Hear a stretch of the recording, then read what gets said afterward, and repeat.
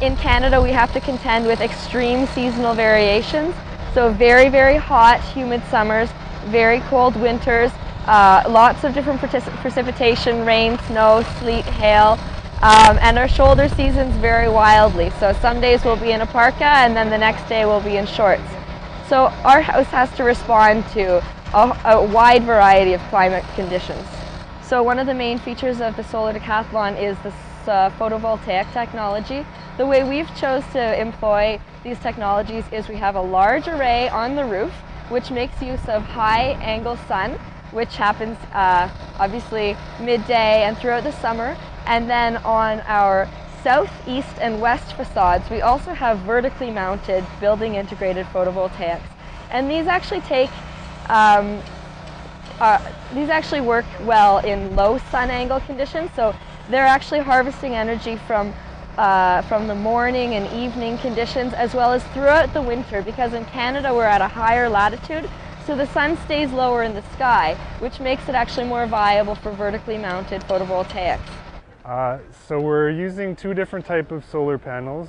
On the roof there are approximately 9 kilowatts of day 4 MC48 panels, and on the facade there's approximately another 5 kilowatts of Schuko building integrated panels. We're using Xantrex, a combination of Xantrex 2.8 kilowatt and 3.8 kilowatt inverters.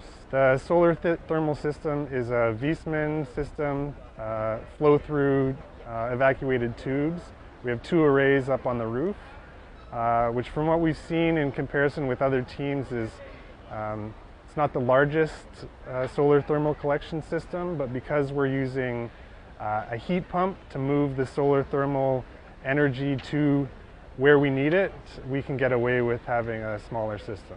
As you can see right behind me, we've got some exterior dynamic shades.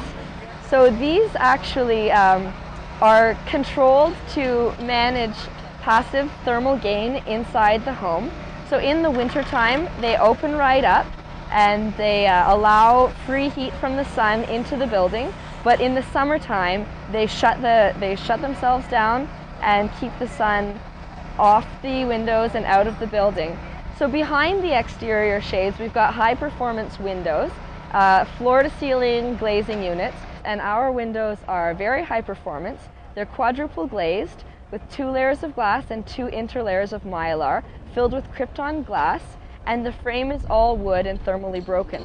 So what this results in is a window wall system which is just about as insulated as the typical wall in a Canadian home.